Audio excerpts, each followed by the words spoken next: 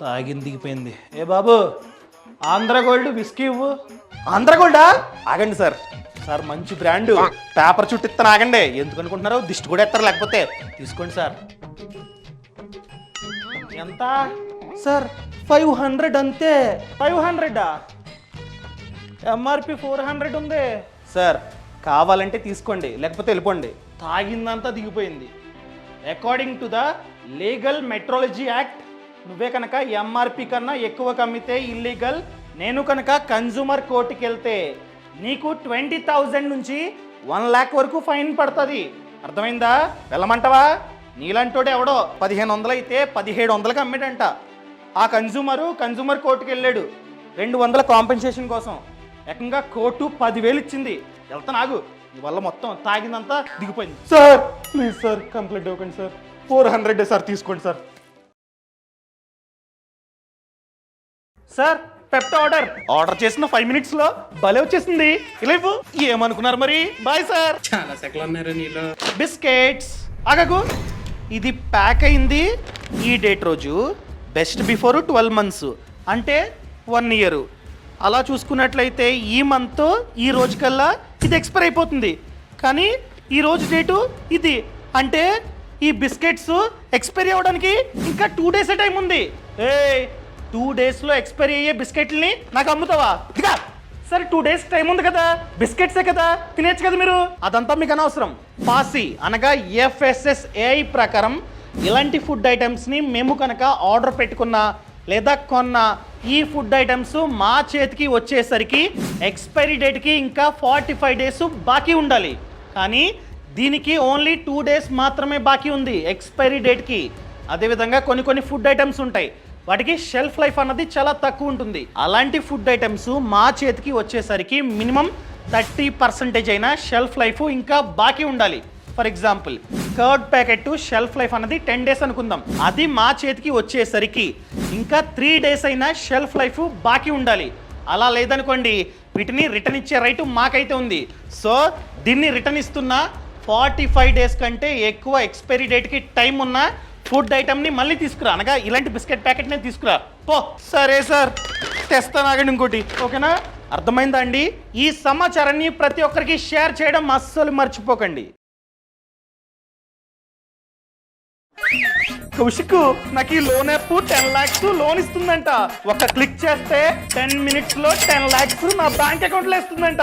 సరే, sign up అవుతున్నా, ఓకేనా? ఏం యాప్ అది? లైవ్ ఫస్ట్ ఇదిగో.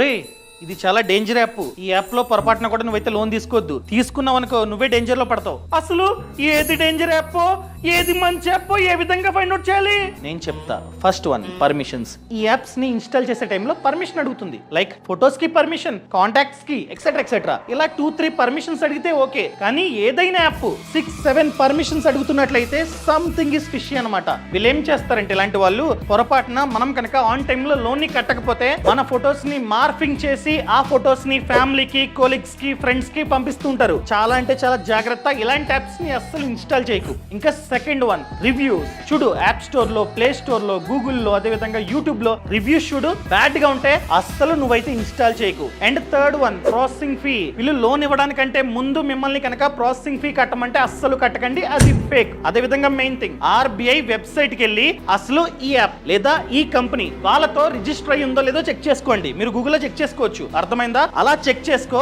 ఆ లిస్ట్ లో ఉంటే మాత్రమే తీసుకో. సో ఈ యాప్ ఆ లిస్ట్ లో లేదు, అందుకనే ఫేక్ అంటున్నా. అస్సలు తీసుకోవద్దు. ఆ యాప్ RBI తో రిజిస్టర్ అయిందో లేదో ఏ విధంగా ఫైండ్ అవుట్ చేయాలి? ప్రాసెస్ ని పక్కన కామెంట్స్ లో మెన్షన్ చేసా, ఆ విధంగా చెక్ చేసుకోండి, ఓకేనా?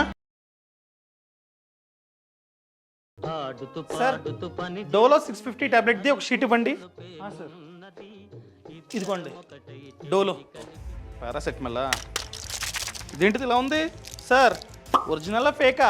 సార్, నన్ను అనుమానిస్తున్నారా? 10 సంవత్సరాలుగా నడుపుతున్నాను సార్ ఈ షాప్ ని.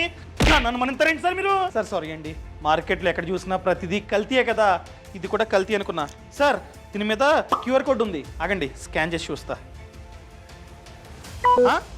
నో రికార్డ్ ఫౌండా? అది ఫేక్ సార్. ఇది ఫేకు, నాకే ఫేక్ అమ్ముతారా? సార్ నాకేం తెలుసు సార్, ఎవడో కొత్త డీలర్ వచ్చి 50% ఆఫ్ ఇస్తానంటే చాలా టాబ్లెట్లు తీసేసుకున్నానండి సార్. అయినా ఆ క్యూఆర్ కోడ్ ఏంటి సార్, దానివల్ల లాభం ఏంటి? ఏం లేదు sir, government of India market లో ఫేక్ మెడిసిన్స్ అనేవి చాలా ఎక్కువైపోయాయని చెప్పి మేజర్ బ్రాండ్స్ ఉంటాయి కదా, ఆ మేజర్ బ్రాండ్స్ యొక్క మెడిసిన్స్ మీద క్యూఆర్ కోడ్ ఖచ్చితంగా ఉండాలని చెప్పి ఆదేశించిందనమాట. అప్పటి నుంచి మేజర్ బ్రాండ్స్ యొక్క మెడిసిన్స్ మీద క్యూఆర్ కోడ్ అన్నది ఉంటుంది. ఈ క్యూఆర్ కోడ్ ని స్కాన్ చేస్తే ఆ డ్రగ్ అనగా ఆ టాబ్లెట్ యొక్క పూర్తి సమాచారం తెలుస్తుంది. ఫర్ ఎగ్జాంపుల్, ఆ డ్రగ్ పేరేంటి, దాన్ని ఎవరు తయారు చేశారు, బ్యాచ్ నంబర్ ఏంటి, మ్యానుఫ్యాక్చరింగ్ డేట్ ఏంటి, ఎక్స్పైరీ డేట్ ఏంటి, అదే విధంగా లైసెన్స్ నంబర్ ఏంటి, ఇలా పూర్తి సమాచారం తెలుస్తుంది. అదే స్కాన్ చేస్తే కనుక నో రికార్డ్ ఫౌండ్ అని వస్తే అది ఫేక్ మెడిసిన్. ఈ విధంగా మనం ఏది ఒరిజినల్ లో ఏది ఫేక్ ఫైండ్ అవుట్ చేయొచ్చు. అర్థమైందా? డన్ సార్, ఇక నుండి ప్రతి టాబ్లెట్ స్కాన్ చేసి తీసుకుంటా. ఓకేనా? Thank you sir. ఈ సమాచారాన్ని ఎవరైతే రెగ్యులర్ గా మెడిసిన్స్ ని కొంటూ ఉంటారో వాళ్ళకి షేర్ చేయడం అస్సలు మర్చిపోకండి.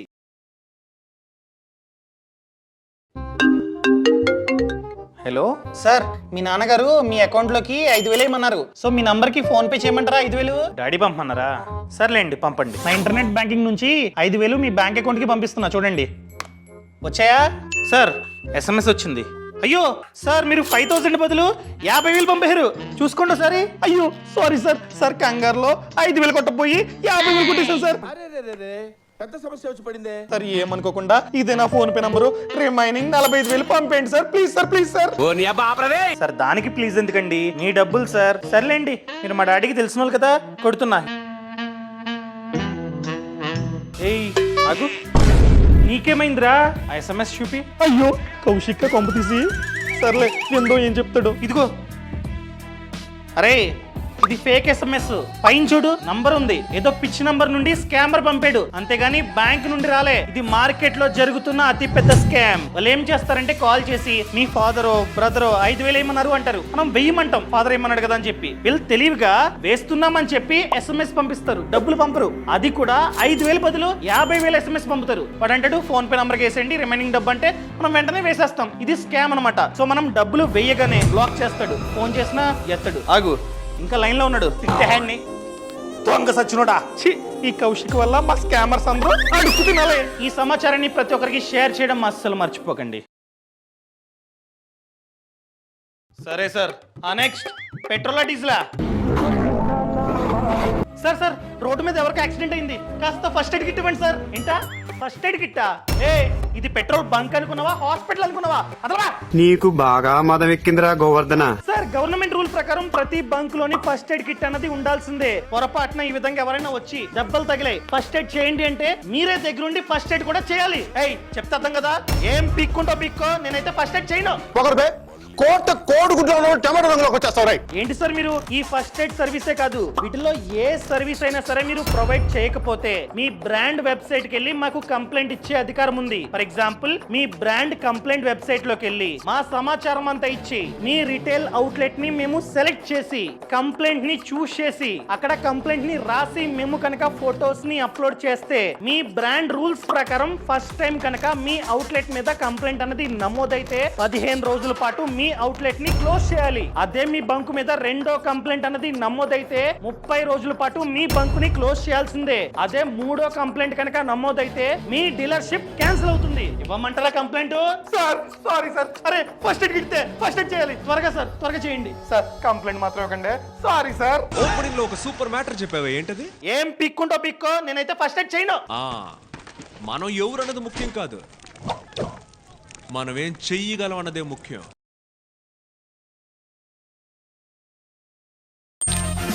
కౌశిక్ చూడా, నా గర్ల్ ఫ్రెండ్ నాకు గోల్డ్ బ్రాస్లెట్ గిఫ్ట్ ఇచ్చిందా? అవునా? నీ గర్ల్ ఫ్రెండ్ పెద్ద పిసినార్దే. వేసేసాడు, బాగా వేసేసాడు. నాకెందుకో తేడా కొడుతుంది. అది ఒరిజినల్ గోల్డ్ కాదని డౌట్. ఎందుకు పిల్లలు నన్ను నమ్మడానికి అంత ప్రాబ్లం నీకు? ఏంటి నా గర్ల్ ఫ్రెండ్ అనుమరిస్తావా? పాప అమ్మాయి గోల్డ్ షాప్ కి వెళ్ళి కొందే, ఈ ఊరు బంగారం ఇది. ఎందుకైనా మంచిది ఒకసారి ప్యూరిటీ చెక్ చేయి. సర్లే ఏం చేయాలో చెప్పు. ఓపెన్ చేయి, BIS కేర్ యాప్ ని ఓపెన్ చేయి. అక్కడ వెరిఫై HUID అని ఉంటుంది. అక్కడ బ్రాస్లైట్ మీద ఏదైతే HUID నంబర్ ఉందో దాన్ని ఎంటర్ చేయి. ఎంటర్ చేయగానే బిల్లులో ఏదైతే సమాచారం ఉందో A to Z అదే సమాచారం యాప్ లో వస్తుంది. సర్లే ఎంటర్ చేస్తున్నా. ఏ నో రికార్డ్ ఫౌండ్ అని వస్తుందండి. ఒకవేళ యాప్ లో ఆ సమాచారం రాలేదనుకో అది ఫేక్ అని అర్థం. అర్థమైందా? ఒకరిని చీటింగ్ చేస్తున్నామంటే ఎట్లుండాలా? బనీన్కి తెలియకుండా డ్రైయర్ లాగేయాలా? అయ్యో బాబోయ్, అవునా? సర్లే వెనక్కి ఇచ్చేస్తాను, అనవసరంగా లవ్ చేశాను దీన్ని. సార్ లొకేషన్ వచ్చింది. సార్ ఎంతండి? 650. 650? నేను బుక్ చేసినప్పుడు 500 కదా, 150 పెంచారండి.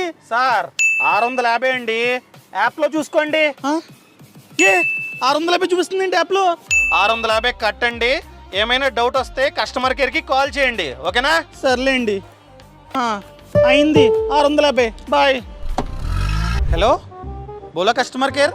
Hello, welcome to Bola Customer Care. How can I help you? Madam, నేను క్యాబ్ బుక్ చేసినప్పుడు 500 చూపించింది, కానీ క్యాబ్ దిగుతున్నప్పుడు 650 చూపించింది. నేను స్క్రీన్ షాట్ కూడా తీసుకున్న 500ది. ఎందుకు పెంచారు అసలు? సారీ సార్, డిమాండ్ వల్ల ట్రాఫిక్ వల్ల మీకు అంత చూపించుంటుంది. కైండ్లీ ఎంత చూపించిందో అంత కట్టేసేయండి. ఓహో, ముంబైలో కూడా ఇలాగే ఒక లాయర్ కి 62 రూపాయలు ఎక్కువ చూపించింది. అయినా కన్స్యూమర్ ఫోరంకి వెళ్ళి కేసు పెడితే మీ బోలా కంపెనీ 15,000 కాంపెన్సేషన్ కట్టాల్సి వచ్చింది. ఆగండి, నేను కూడా కేసు పెడతా. సారీ సార్, ఇప్పుడే మీ 150 రూపీస్ మీకు రిఫండ్ చేస్తున్నాం.